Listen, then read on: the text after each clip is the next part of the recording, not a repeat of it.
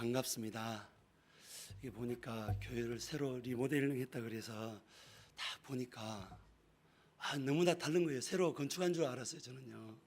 근데 보니까 이렇게 교회 분위기가 새로워지니까 누구도 새롭게 보이겠습니까? 성도님 여러분도 다 새롭게 보이는 거예요. 목사님도 새롭게 보이고 우리 부목사님, 장로님 다 새롭게 보이는 거예요. 우리가 새 옷을 입게 되면 사람 마음이 어쩝니까? 마음이 달라지는 것 아닙니까? 마찬가지예요. 교회가 새롭게 단장되고 그랬으면 우리 마음도 새롭게, 생각도, 말하는 거, 행동하는 거 다 새롭게 돼야 되는 거예요. 우리가 차를 타고 다니다 보면은 외제차를 타고 다니는 사람들이 있습니다. 비싼 외제차를 타고 다니는 사람이 있습니다. 근데 그런 사람들이 신호를 위반한다, 난폭 운전을 한다, 그러면 뭐라 그럽니까? 차가 아깝다 그러잖아요. 차가 아깝다.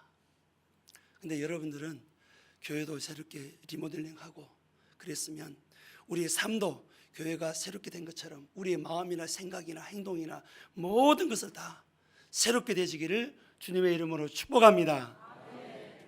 특별히 오늘 3사 남성교회 헌신 예배 드리는데 우리 남성교회 회원들 한 분 한 분 주님의 이름으로 축복하고 우리 성도님 모든 여러분들도 축복합니다. 할렐루야.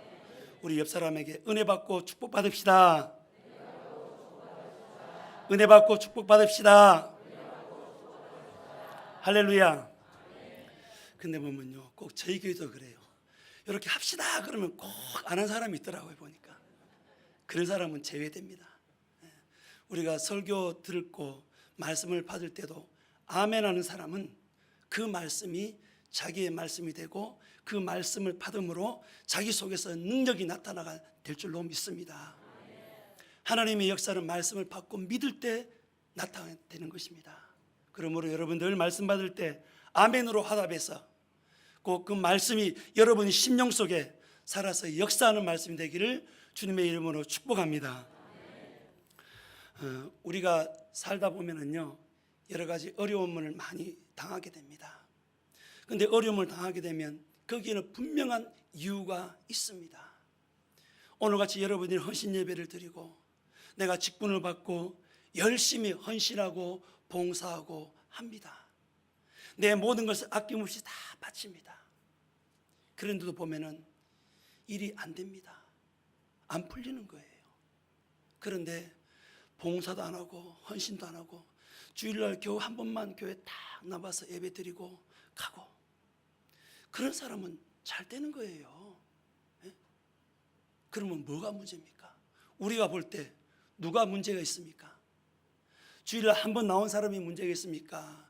열심히 봉사하고 충성하고 전도하고 교육받고 맡은 직분 다 감당하고 그런 사람이 문제가 있습니까? 누가 문제가 있습니까? 그런 문제를 안 당해봐서 모르겠군요. 우리가 볼 때는 그냥 주일날 한 번 나오는 사람이 한 번만 나오는데도 잘 된다는 거예요. 거기가 문제 있는데 우리는 그것을 많이 간과를 합니다. 그리고 열심히 다니고 충성하고 헌신하는데 그러다 보면은 일이 안 풀 때가 있습니다. 그럼 이것을 원인을 찾고 분석을 해서 내가 무엇 때문에 이렇게 일이 안 풀릴까? 원인 분석이 들어가야 되는 거예요. 그러면은 우리가 볼 때는 아까 비교한 것처럼 열심히 다닌 사람과 열심히 안 다닌 사람과 차이는 점점 벌어지게 되는 거예요. 그러나 한번 이 기회를 우리가 붙들고 나가게 되면은 역전이 될 줄로 믿습니다. 흔히들 우리는 위기 그러면은 어렵다, 힘들다, 고통스럽다 그렇게 하소연합니다. 따라합시다. 위기는 위에서 주신 기회다. 할렐루야. 위가 어디입니까? 이 지붕입니까? 하늘나라. 하나님은 우리에게 주신 기회를 우리가 잘 붙들면 이것을 잘 사용했을 때 내 인생의 삶이 역전될 줄로 믿습니다. 그래서 우리가 신앙생활도 제대로 해야 됩니다. 하나님의 법대로 해야 되는 거예요. 내 생각이나 내 경험이나 내 지식이나 세상 사람들이 흔히 말하는 그런 방식으로 우리의 신앙생활을 하다 보면요, 오히려 하나님께 관심을 두고 하나님이 일에 집중하기보다도 세상 일에 바쁘고 세상 일에 관심을 갖고 그러다 보면 점점 멀어지게 되는 거예요. 그래서 우리는 헌신을 해도 하나님의 방법으로 해야 될 줄로 믿습니다. 우리가 자동차를 운전해도 법규를 다 지키며 가야 됩니다. 아무리 그 사람 운전 잘해도 면허증이 없으면 무슨 면허? 무면허. 그 사람은 사고 나면 구속당하는 거예요. 그렇지 않습니까? 우리가 하나님의 말씀대로 살지 않고 하나님의 방법으로 헌신하지 않게 되면 우리도 마찬가지입니다. 우리가 스필버그 감독의 인디아나 존스라고 하는 옛날 영화가 있습니다. 이 영화 내용이 뭐냐면 법궤를 찾는 그런 내용입니다. 법궤를 어떻게 찾느냐, 굉장히 숨통을 조이면서 찾는 그 내용인데, 이스라엘 백성들에게는 법궤가 굉장히 소중한 거예요. 그래서 그들이 홍해 나와가지고 광야에서 진을 칠 때도 성막 중심으로 진을 쳤는데, 성막에 뭐가 있습니까? 하나님의 언약궤가 있는 거예요. 그래서 이 성막 중심으로 동서남북으로 진을 쳤기 때문에 항상 하나님 중심의 삶을 살았습니다. 그들이 진을 옮겨갈 때도 하나님의 구름이 옮겨가야, 하나님이 허락하셔야만이 가게 돼 있는 거예요. 내 마음대로 내 혼자 갈 수는 없는 것입니다. 항상 그렇게 해서 하나님의 명령 따라서, 말씀 따라서 그렇게 살아갔습니다. 우리의 성도들의 삶도 마찬가지입니다. 하나님의 말씀대로 살아가면 하나님이 우리를 도우시고 하나님의 은혜를 주시고 연약한 나를 붙들어서 세워서 강한 자로 하나님께서 사용하게 해줄 줄로 믿습니다. 그런데 법궤가 왜 그렇게 소중하느냐? 이 법궤 속에서는 시내산에서 모세가 받은 하나님의 돌판이죠, 법궤. 그런데 이 언약궤 속에는 세 가지가 들어있습니다. 아론의 쌍난 지팡이와 또 만나 담은 항아리와 하나님이 친히 써주셨던 이 언약의 말씀이 담겨져 있는 거예요. 이것을 굉장히 소중하게 여겼고 이것을 무시하지는 못했던 거예요. 우리가 살아가면서 이 자체를 하나님의 말씀으로 받아들이고 이 기록된 말씀이 우리 삶의 능력이 나타나는 말씀으로 받아들인 사람만 그 사람의 삶 속에 역사가 일어나는 것입니다. 그들이 광야 생활하면서 모세의 말씀에 순종했을 때 그들은 행복한 삶을 살았습니다.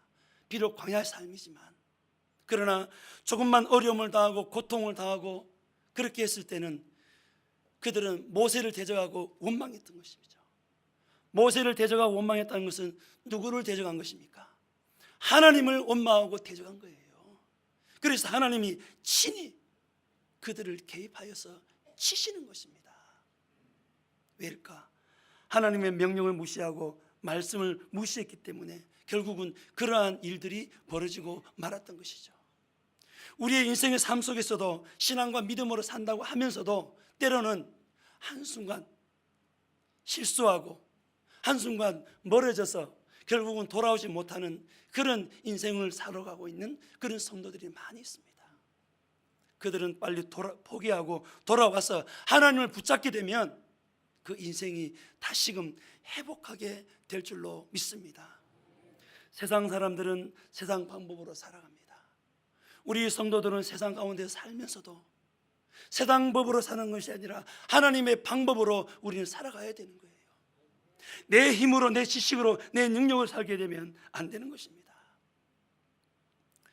오늘 본문의 말씀을 보게 되면 그토록 그들이 애지중지하게 여겼던 법궤를 엘리 제사장 때 전쟁을 통해서 블레셋 사람들에게 빼앗겨 버린 거예요.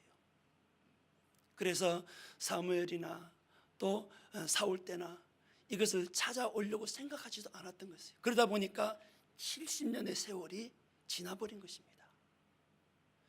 70년의 세월이 지나고 나서 다윗이 이제 수도가 이제 예루살렘으로 옮겨지고, 그러니까 다윗이 하나님의 법궤를 찾아오고 싶은 그런 마음이 있었던 것이죠.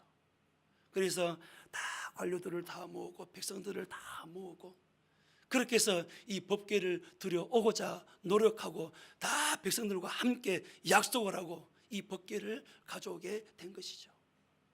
그래서 법궤를 새로 만든 수레를 다 해서 거기다 싣고 우사와 야호가 가서 이 법궤를 메고 수레를 끌고 온 것입니다. 그런데 갑자기 소가 어떻게 했습니까? 뛰어버린 거예요. 뛰어니까 이 법궤가 흔들리고 잘못하면 떨어지려고 하니까 우사가 이것을 딱 잡아버렸습니다. 손을 대는 순간에 우사가 죽게 되는 그런 불상사가 일어난 거예요. 그냥 죽은 것이 아니라 오늘 성경 말씀 보게 되면 하나님이 우사의 몸을 찢으셨으므로 그랬습니다. 여러분, 하나님 너무하지 않습니까? 하나님 어떻게 하나님의 법궤가 70년 동안 블레셋 진영에 있다가 이제 가져오기로 약속하고 우리 모두가 이렇게 기쁜 마음으로 듣던 마음으로 찬송하고 악기를 동원하고 이렇게 해서 퍼레이드가 펼쳐지는 가운데서 가져오는데 이게 무슨 말입니까? 여러분 생각해 보세요. 내가 교회 안에서 열심히 헌신하고 충성합니다. 그러나 자꾸만 삶이 어렵고 힘들고 어떤 재난을 당하고 사건을 당하고 사고에 개입당하고 몸에 질병이 있어서 만신창이가 되고 말았던 거예요. 이 상황을 보게 되면 예수 믿을 사람이 있겠습니까? 없습니다. 진정한 신앙생활을 하는 사람도 아이고 무서워서 못하겠다. 지금 다윗의 모습이 그 상황을 목격하고는 다윗이 들어오는 것을 포기했던 거예요. 법궤가 들어오는 것을 포기했습니다. 결국은 오벳에돔의 집에 거기다가 다시금 두고 이 행사를 다 멈춰버린 거예요. 다윗은 그런 두려움이 있었기 때문에 이것은 아니다. 이것은 아니다. 우리의 신앙의 삶에는 이러한 일들이 수없이 더 많이 있습니다. 가정에도 교회에도 각 기관에도 얼마나 많은지 모릅니다. 특히나 교회가 대형 교회들은 많이 다투고 싸우고 분쟁하는 그것을 보게 되면 과연 저 교회는 하나님이 살아계시는 것인가? 성도들이 과연 하나님을 믿는 성도들의 모습이 저런 모습으로 다투고 교회를 질서를 깨뜨리고 그렇게 하는 것인가? 우리가 그렇게 될 수가 있는 거예요. 영적인 싸움을 해야 되는데 같은 성도끼리 싸우는 거예요. 우리가 영적인 싸움을 해도 힘이 모자랄 판에 힘이 남아도니까 이제 영적으로 교인들끼리 서로 싸우는 거예요. 이것을 보시면 하나님 뭐라고 하겠습니까?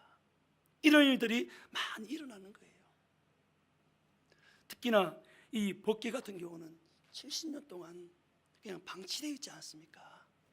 이것을 들여오는데 모두가 기쁨이 충만했던 거예요. 여러분 생각해 보십시오. 모두가 기쁨에 충만한 상태에서 이런 불상사와 같은 그런 사람이 찢겨서 죽는다는 그 사실을 여러분이 눈앞에서 한번 목격해 보십시오. 그 마음이 어떤지.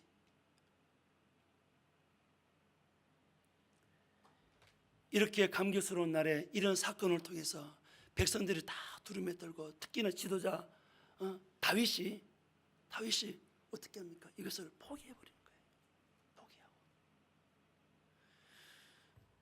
우리가 하나님의 일을 하다 보면 이런 일을 겪을 수가 있습니다. 그러면 이것을 접어두고 그걸로 끝낼 것인가? 아닙니다. 우리는 힘들더라 할지라도 하나님의 일은 끝까지 해야 될 줄로 믿습니다. 초대교회 성도들이 여러분 그들이 핍박받고 환난당하고 네로 황제로부터 얼마나 많은 고통을 당했습니까? 기름을 끓여가지고 거기다 사람을 집어넣습니다. 살아있는 사람 눈을 빼고 손톱을 빼고 살아있는 사람을 그렇게 만든다니까요. 그런 박해를 당하면서도 그들은 믿음을 저버리지 않고 포기하지 않고 믿음을 굳건하게 지켰던 거예요. 그러면 초대교회가 어떻게 부흥해서 일어났습니까? 어떻게 교회가 탄생되었습니까? 참아내고 견뎌내고 순교당하고 그래서 그들은 믿음을 지켜갔기 때문에 오늘날 초대교회를 우리가 본받자 그 초대교회가 세워진 거 아닙니까? 우리의 신앙도 우리의 믿음도 마찬가지입니다. 이런 모습, 아픈 모습, 고통을 당했다 할지라도 여러분 우리는 견뎌낼 수 있는 힘이 능력이 없지만, 그러나 주님이 나와 함께 하시면 우리는 감당이 될 줄로 믿습니다. 내게 능력 주시는 자에서는 내가 모든 것을 할 수 있느니라. 할렐루야. 우리는 못하지만, 나는 못하지만 하나님이 함께 하시면 할 줄로 믿습니다. 야곱과 함께 하셨던 하나님, 그 하나님은 바로 우리의 하나님이십니다. 그 하나님은 나의 하나님이 된 줄로 믿습니다. 그런데 보십시오. 그러면 이 법궤가 왜 이렇게 법궤를 가져오는데 이 문제가 발생하고 사람이 찢겨서 죽고 사람들이 두려움에 떨고 이것을 포기해야 될 것인가 하는 것입니다. 거기는 분명히 문제가 있었습니다. 그 문제가 뭘까요?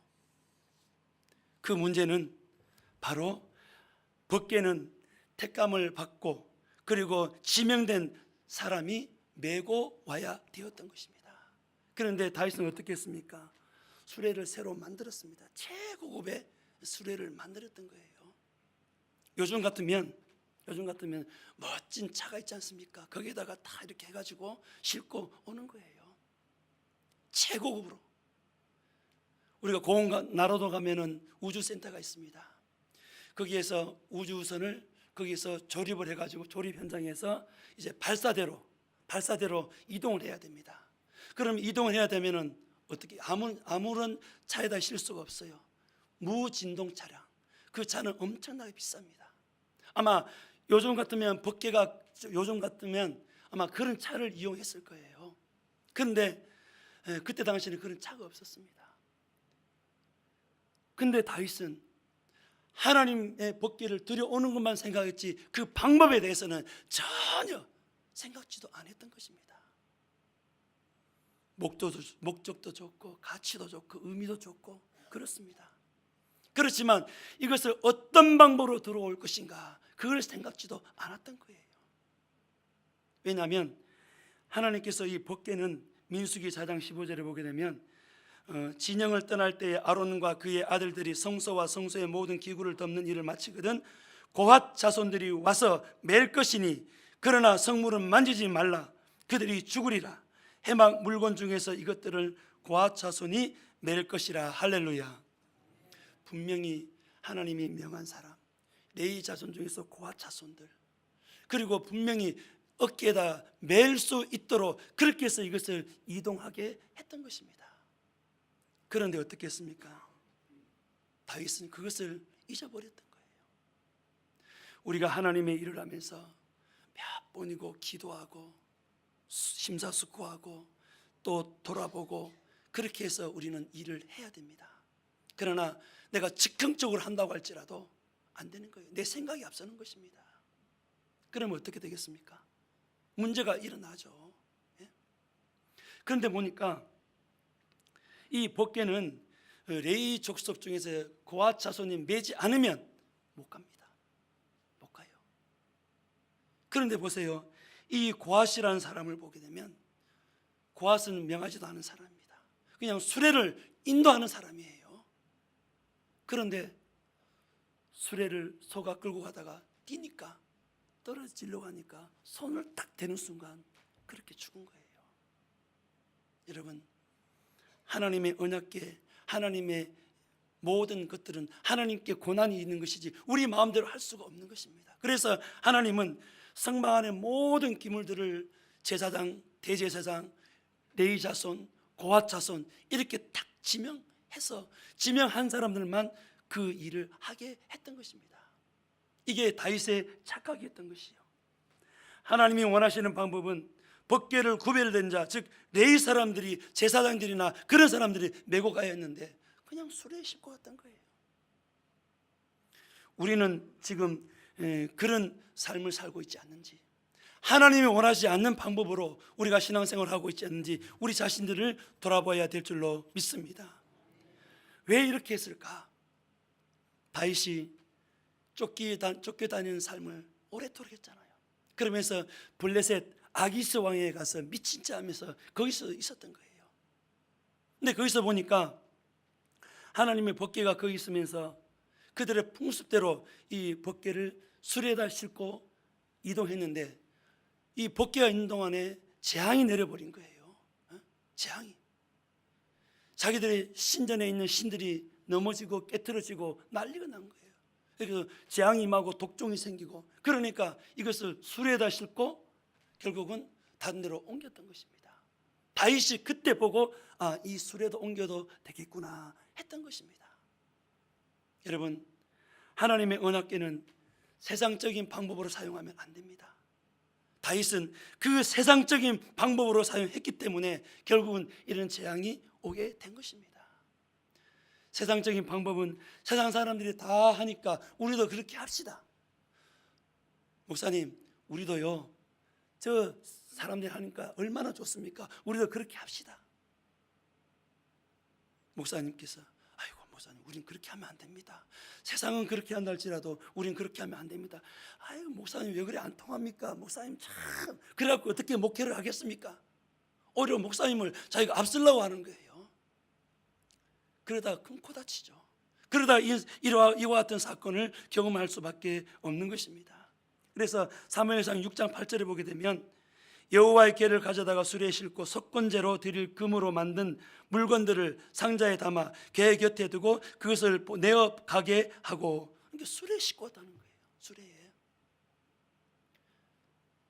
주님도 주님의 이름으로 놀라운 일을 행한 사람들이 많이 있었습니다. 그래서 그들은 인정을 받기를 원했던 거예요. 그래서 마태복음의 7장 22절에서 33절을 보게 되면, 그날에 많은 사람이 나더러 이르되 주여 주여 우리가 주의 이름으로 선지자 노릇을 하며 주의 이름으로 귀신을 쫓아내며 주의 이름으로 많은 권능을 행하지 아니하였나이까 하리니, 그때 내가 그들에게 밝히 말하기를 내가 너희를 도무지 알지 못하리니 불법을 행하는 자들아 내게서 떠나가라 하리라. 할렐루야. 여러분, 왜 그들이 주의 이름으로 병도 고치고 기적도 행하고 그랬습니다. 그런데 왜 그들에게 주님은 이 불법을 행하는 자들아 내게서 떠나가라 그렇게 했을까요? 하나님의 말씀을 무시하고 지키지 않았기 때문에 그랬던 거예요.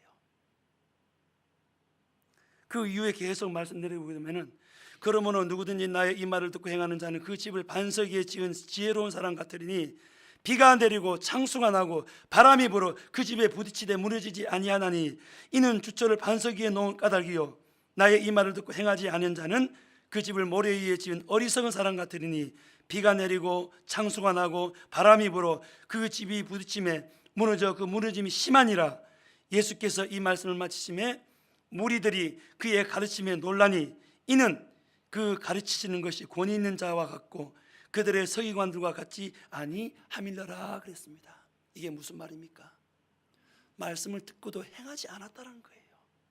행하지 않으니까, 행함이 없는 믿음으로 그들을 일을 하니까 예수님께서 그들에게 뭐라고 그랬습니까? 이 불법을 행한 자들아 내게서 떠나가라 그랬습니다. 여러분, 여러분들이 하나님의 일을 하고 또 은혜를 받고 감동하지만은 오히려 그것이 자기의 의를 드러내고 자기가 인정받으려고 하는 그런 모습으로 했다면 주님으로부터 이런 책망을 들을 수밖에 없는 거예요. 이 불법을 행하는 자들아, 법을 어겼다 그 말이에요. 하나님 말씀에 불순종하고 자기들의 힘으로 그렇게 마음대로 하고 다니면서 자기들만 영광 받으려고 그렇게 했다는 것입니다. 여러분, 우리가 살아가면서 그런 삶을 살지를 마시기를 주님으로 축원합니다. 이 우사도 마찬가지입니다. 자기는 소만 몰고 가면 되는 거예요. 물론 사람이 그 상황에서는 만지지 않을 사람이 없겠죠. 무너져 떨어지려고 하니까 자기도 깜빡 잊었던 거예요. 그러니까 무슨 일을 하면 내가 무슨 일을 맡아야 될지를 알았으면 그 일에 충실히 하면 되는 거예요. 그런데 우리 사람은 그런 모습이 있습니다. 남의 떡이 크게 보이고 남의 떡이 좋게 보이고 남의 직분이 귀하게 보이고 더 크게 보이는 것입니다. 그렇기 때문에 그런 마음이 안 생기겠습니까? 자기가 맡은 일에는 자기만 충성하고 남의 것 간섭하지 마십시오. 그런 사람이 있습니다. 자기 것 못하면서 이것 해라 저것 해라 왜 그렇게 하냐 잘못했다,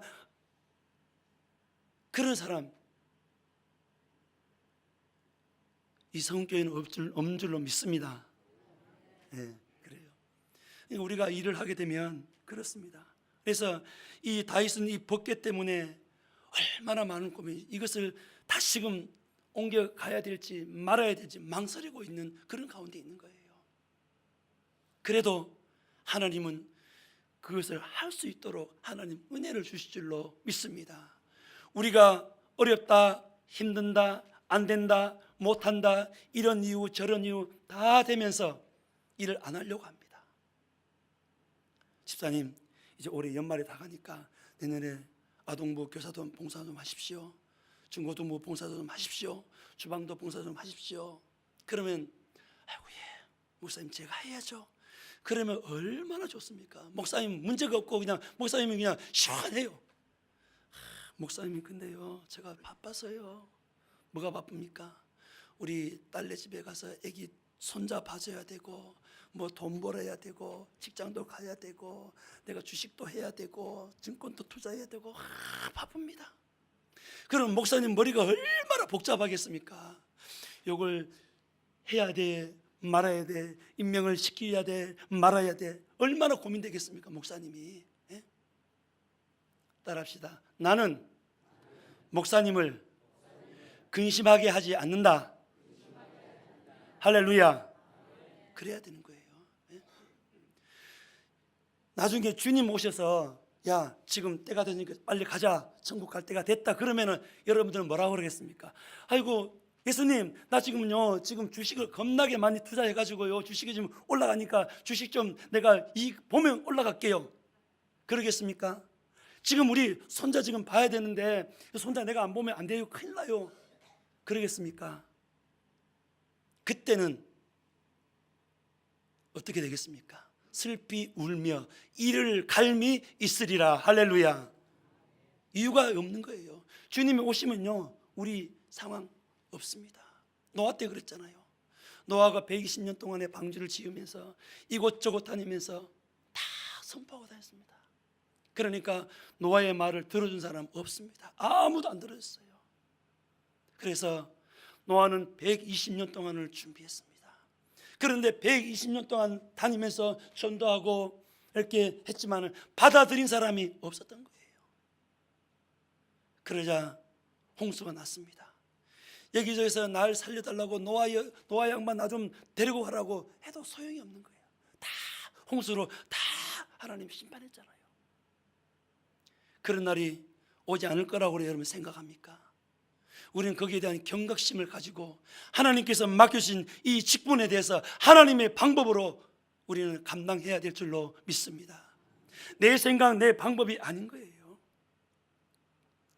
때로는 주님의 이름으로 이것도 하고 저것도 한다고 하지만 그 내면 속에서는 나를 드러내고 나를 인정받으려고 하고 나의 자랑거리를 삼으려고 하고, 그렇게 되면 일 해놓고도 축복 못 받습니다. 일 해놓고도 인정 못 받습니다. 여러분 생각해 보세요. 죽도록 그렇게 했는데 인정 못 받으면 얼마나 서운하겠습니까? 하나님이 인정 안 해주면 그런 일들을 우리가 지금 하고 있다는 거예요. 지금 다윗이 그렇게 해서 그 일을 했던 것입니다. 그래서 다윗이 겁이 나서 법궤를 다윗성으로 가지 못하고 어디로 갔습니까? 오벳 에돔의 집에 그러다가 옮겨놨던 거예요. 그러다 보니까 오벳 에돔의 집에 있는 법궤를 보니까 그 오벳 에돔이 그 집과 그 소유와 그 자녀들이 다 복을 받는 거예요. 예? 이 말은 무슨 말이냐면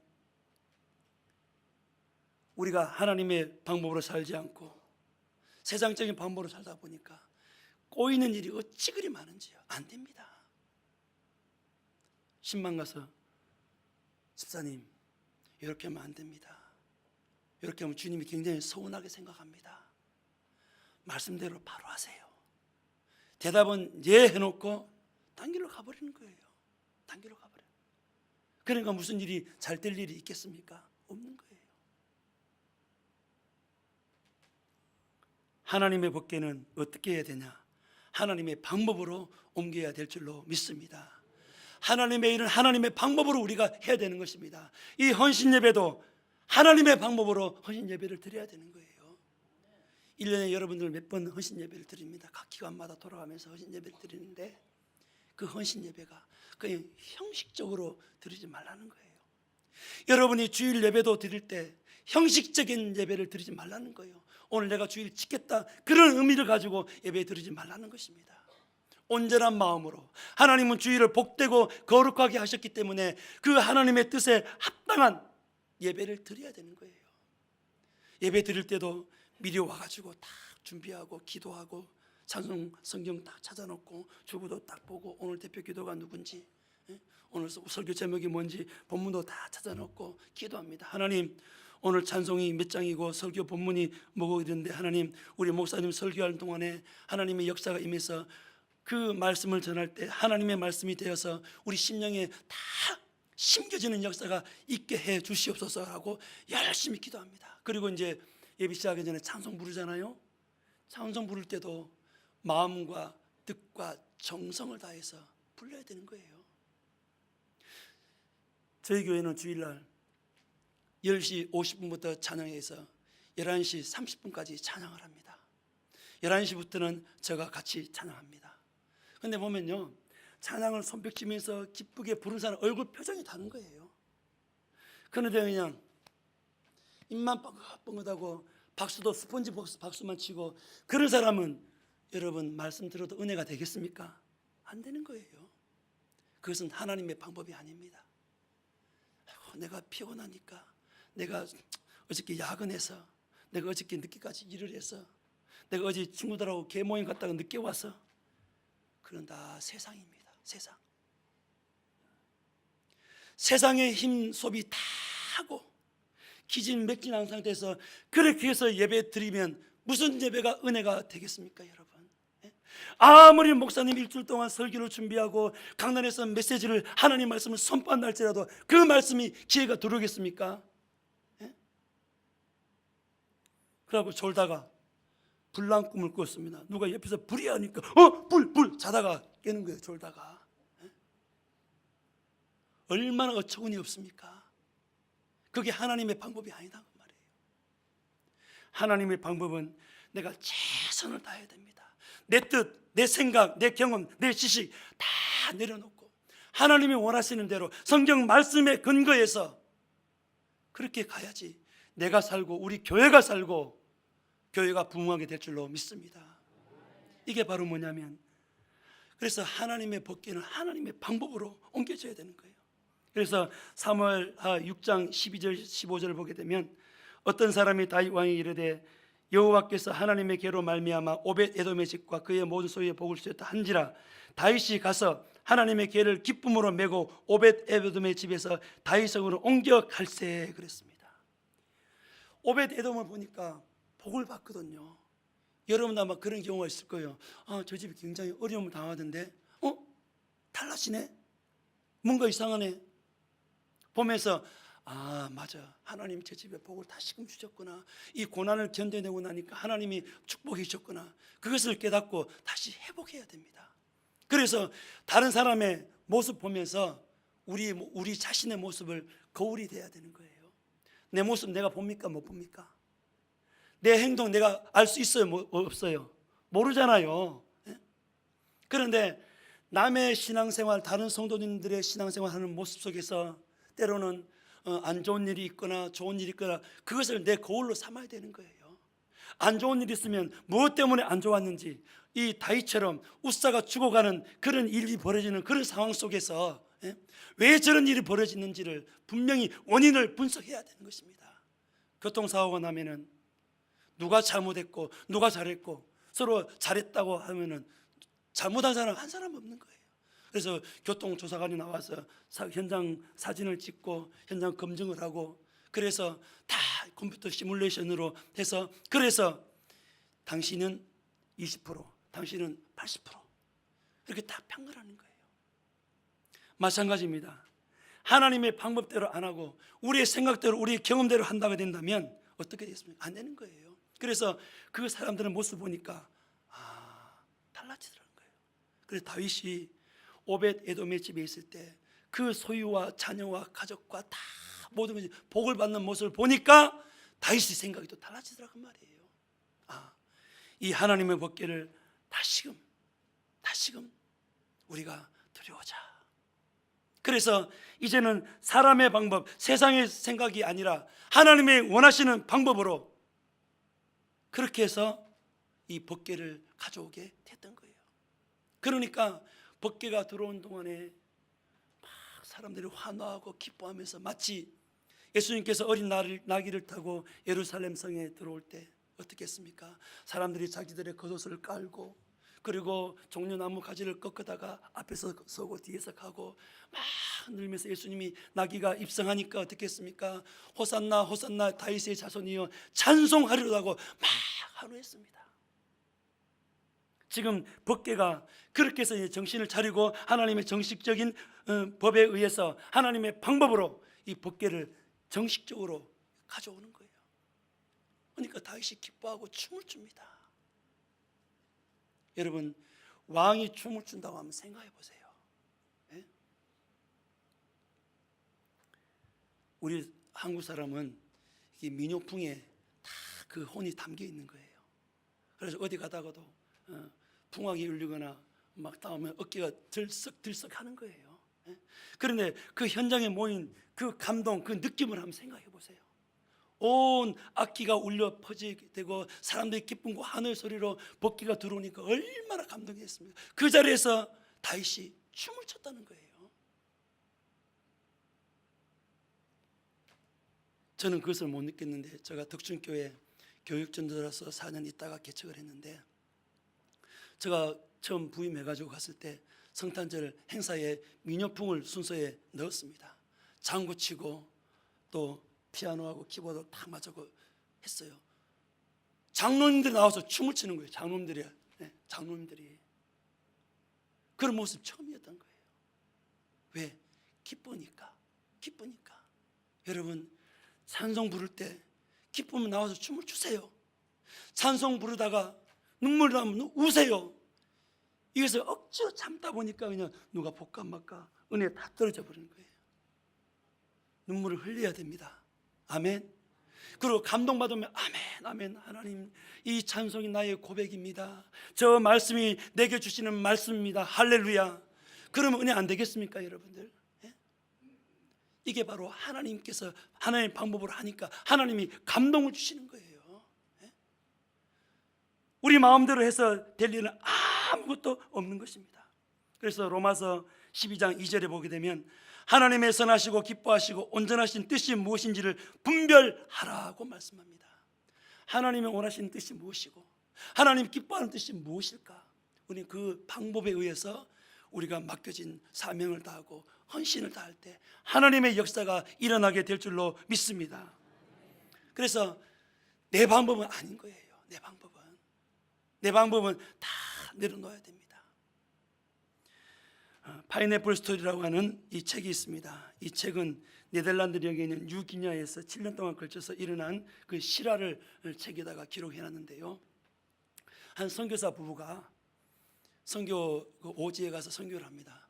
파인애플이 먹고 싶었던 거예요. 그러니까 살 수도 없는 거예요. 그래서 이 파인애플 나무를 묘목을 사다가 심으려고 해서 그 현지인들에게 좀 심으면 내가 수고비 줄 테니까 심어달라. 그래서 밭에다가 선교사 땅에다가 이것을 심었습니다. 그리고 3년 되니까 파인애플이 주렁주렁 열렸던 거예요. 그래서 이제 수확기가 돼서 파인애플 따라가서 먹어야 되겠다고 딱 따라가 보니까 파인애플이 하나도 없는 거예요. 그래서 이상하다. 그래서 물어봤습니다. 이 파인애플 어디 갔냐 그랬더니 그 현지인이 이 나무는 내가 심었기 때문에 내 것입니다 하고 현지인들이 다 따먹어버린 거예요. 그 사람들은 그런다는 거예요. 아무리 남이 돈을 주고 대가를 치른다 할지라도 그 사람 현지인들이 심었으면 심은 것은 전부 다 자기 거다는 거예요. 그래서 안 됐다 싶어서 이제 그 땅은 그 현지인에게 주고 자기 땅에다가 다시금 돈을 많이 들여가지고 노브를 사가지고 또 심었던 거예요. 그래 보니까 너무나 많이 열리는 거예요. 그래서 다시 이제 3년 지나고 나니까 또 파인애플이 굉장히 열려 있는 것입니다. 가서 보니까 또 없는 거예요. 없어요. 이상하다, 이상하다. 그래서 이야기했습니다. 이것은 내 땅에 심은 거니까 내 것이다고, 내 것이다고. 이 선교사님 거니까 앞으로는 절대 손대지 말라고. 대답은 그렇게 예 했습니다. 또 가니까 그 다음에 또 다 따먹어 버린 거예요. 그래서 선교사가 화가 나갖고 이게 선교사가 열었던 병원을 문을 닫아버린 거예요. 문을 닫아버리니까 어떻게 되겠습니까? 그 선교지 현지에 아이들도 아프고 그런 사람들이 있는데 이 병원의 문을 닫아버리니까 어떻게 되겠습니까? 그래서 할 수 없이 현지인들이 열어달라고 해서 병원을 열었습니다. 그리고 다시금 결단했습니다. 이 심겨진 파인애플은 내 것이니까 앞으로 절대 손대지 마라. 예, 알았습니다. 그리고 또 심었습니다. 또 3년 때 또 따먹으려고 보니까 또 그런 거예요. 이번에는 선교사가 자기가 이름으로 해서 가게를 열었는데 가게의 문을 딱 닫아버린 거예요. 가게의 문을 닫아버리니까 현지인들이 뭐 생피풀 같은 거 살 수가 없는 거예요. 그러니까 우리는 선교사님과 같이 살 필요가 없다. 다 밀림 속으로 다 들어가 버린 것입니다. 그러니까 선교사는 어떻게 하십니까? 선교사는 누구를 위해서 있습니까? 그 현지인들을 위해서 있잖아요. 가게 문을 닫아버리니까 다 떠나버린 거예요. 다시금 가게 문을 열었습니다. 열고 그런 순간 뭘 깨달았냐면 이것은 내 것이 아니구나. 내가 여기 온 목적이 뭔가. 하나님의 부름을 받고 선교의 사명을 갖고 왔는데 내가 이 하찮은 파인애플 때문에 병원의 문을 닫고 이 가게의 문을 닫아서 저들의 마음을 아프게 하면 이것은 내 생각이구나. 그래서 포기했다는 거예요. 그리고 이것을 하나님께 다 바쳤다는 것입니다. 바쳤습니다. 바치고 현지인들에게 여러분 이것은 파인애플 밭은 내 것도 아니고 여러분의 것도 아닙니다. 이것은 하나님의 것입니다. 그렇게 가르쳤던 거예요. 그러니까요 그 다음 3년부터는요 파인애플이 주렁주렁 열어가지고 골고루 너나 할 것 없이 골고루 따먹었다는 거예요. 여러분 이게 뭡니까? 이 선교사의 개인적인 생각, 욕심 너무나 앞장섰던 거예요. 그러니까 해년마다 현지인들이 다 따먹을 자기는 파인애플을 먹어보지도 못했던 거예요. 그래서 고백하는 것은 하나님, 제가 내 배만 채우려고 했습니다. 죄송합니다. 하나님, 이 모든 것을 하나님께 드리겠습니다. 바쳤더니 놀라운 역사가 일어난 거예요. 왜? 하나님의 방법으로, 하나님의 말씀으로, 말씀대로 하니까 하나님의 역사가 그렇게 하신 거예요. 여러분, 우리가 살아가면서 내 생각대로 하면서 헌신하고 또 봉사하고 한 적이 얼마나 많습니까? 그럴 때마다 우리에게 얻어진 것이 무엇이 있습니까? 누구를 기쁘게 합니까? 자기 자신을 기쁘게 하고 원수 마귀 사탄을 기쁘게 하는 거예요. 원수 마귀는 우는 사자가 되어서 삼킬 자를 찾고 다닌다고 했습니다. 왜 원수 마귀가 웁니까? 왜 울어요? 배가 고프니까. 배가 고프니까 울어요. 지금 성교회에 지금 내가 잡아먹을 성도가 누가 있는지 하고 다 이렇게 다니고 있다고 말이에요. 우리가 동물의 왕국 보게 되면 이 사자나 호랑이들이, 표범들이 어떤 짐승을 사냥합니까? 무리에서 이탈해 있는 사람들, 그렇죠? 무리에서 떨어져 있는 동물들, 가축들을 공격의 대상이 되는 거예요. 사냥감으로 되는 거예요. 무리가 있으면 쉽게 못 덤벼드는 거예요. 그런데 무리에서 벗어나게 되면 항상 사탄이 공격하는 것입니다. 여러분, 무리 안에서, 성도의 무리 안에서, 교회의 공동체에서 절대 떠나가지 마십시오. 항상 사탄은 우리를 무너뜨리고 속이고 유혹해서 우리를 깨뜨리고 우리를 멸망시키려고 하는 것입니다. 그런데도 모르고 그냥 내 신앙과 믿음 돌아보지도 못하고 지금 그냥 세상적으로 그렇게 살아가는 거예요. 여러분이 교회에서 헌신한 만큼, 여러분이 교회에서 충성한 만큼, 여러분이 교회에서 봉사한 만큼 세상에 나가서도, 직장 생활에서도 여러분 그렇게 살아가야 될 줄로 믿습니다. 교회에서 특별 새벽기도 기간에 이제 새벽기도를 다니는 성도가 있습니다. 근데 보니까 직장에서 맨날 소리 듣는다는 거예요. 그 직장 상사가 이야기를 하는 거예요. 도대체 저 사람은 맨날 직장에 오면 업무를 안 하고 그냥 잠만 자고 있다고. 물어보니까 왜 그러냐 그러니까 지금 특별 새벽 기도회 해가지고 새벽에 지금 새벽 기도 간다고 내가 지금 잠을 못 자서 그런다고. 그게 말이 될 소리입니까 여러분? 예? 직장은 직장이고 교회는 교회고 이게 분명히 공과 사를 구분해야 되는 거예요. 그런데 직장에서 피곤하다고 새벽 기도 갔다 왔다고 졸고 업무 처리 못하고 그러면 누가 욕먹습니까? 교회가 욕도 먹고 예수님이 욕도 먹고 어떻게 되겠습니까? 그렇게 하지 말자는 거예요. 그래서 그런 사람은 자기 생각으로 앞서서 살아가는 사람입니다. 하나님은 그것을 원치 않습니다. 우리를 빛처럼 소금처럼 사명으로 살라고 우리에게 허락해 주신 것 아닙니까? 오늘 헌신 예배를 드리는 우리 3, 4 남성교회 여러분들, 그리고 우리 성교회 모든 성도님들, 내 생각을 내려놓으십시다. 내 주관, 내 고집, 내 경험, 내 지식 다 내려놓고 어떻게 하면 하나님께서 원하시는 방법으로, 어떻게 하면 하나님이 기뻐하시는 방법으로 내가 헌신해서 하나님께 영광 돌릴까, 그런 생각입니다. 그런 마음 자체만 가지고 있으면요, 하나님은 여러분을 분명히 축복하십니다. 아브라함을 보세요. 아브라함이 내 독자 이삭을 바쳐라 했습니다. 100세 얻은 아들을 아브라함은 하나님이 주실 때는 언제고 또 왜 달랄 때는 언제입니까? 하나님 왜 이랬다 저랬다 왔다 갔다 합니까? 그랬습니까? 아닙니다. 아브라함은요, 하나님께 드리겠습니다. 욥이 그랬잖아요. 욥이 하루아침에 사탄이 하나님의 허락을 받고 그 가정을 다 풍지박산 만들었습니다. 죽었습니다. 빼앗겼습니다. 자기 몸은 피부병으로 만신창이가 됐던 거예요. 그랬을 때 아내가 뭐라고 했습니까? 당신 그런 하나님은 뭐하러 지금까지 믿었냐고, 차라리 하나님을 저주하고 죽어버리라, 그렇게까지 했습니다. 여러분, 이게 세상 사람들의 모습이고 신앙이 없다고 하는 그 성도들의 모습인 거예요. 그러나 욥은 그랬습니다. 다 주신 자도 여호와시오 취하신 자도 여호와시오니 여호와의 이름이 찬송을 받으실지니라. 할렐루야.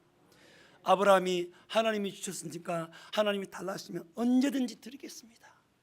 그리고 욥이 다 시험에 합격한 다음에 뭘 고백했습니까?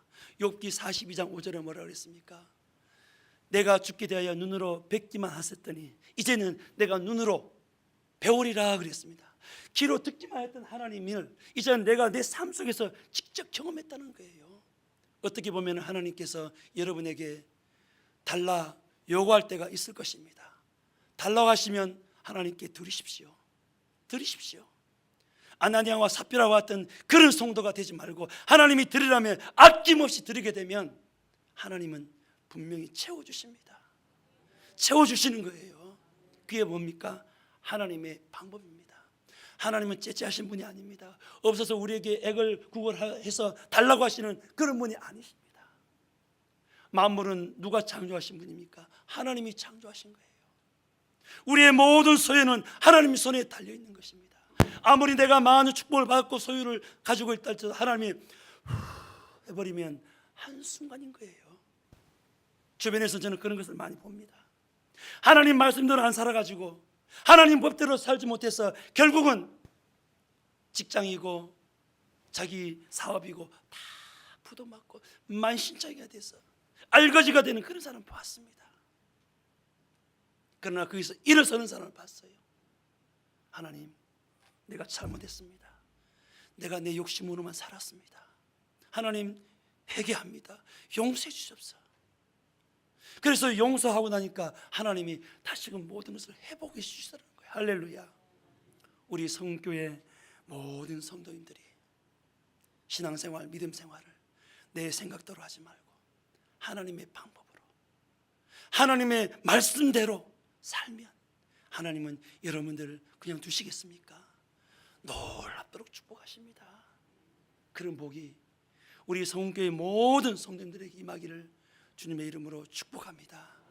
우리 다 같이 우리 통성으로 한번 오늘 주신 말씀을 생각해 보면서, 하나님, 나는 다윗과 같은 열정이 있었지만 때로는 세상적인 방법으로 하다가 실패한 적이 없는지, 그 실패 때문에 내 인생이 힘들고 어려웠고 신앙생활도 못하고 있습니다. 그러나 오늘 말씀을 듣고 보니 내가 회개해야 되겠습니다. 내 방법이 잘못되었습니다. 이제 하나님의 방법으로 내가 살겠습니다. 결단하는 우리 간절히 통성기도로 하나님께 드리겠습니다.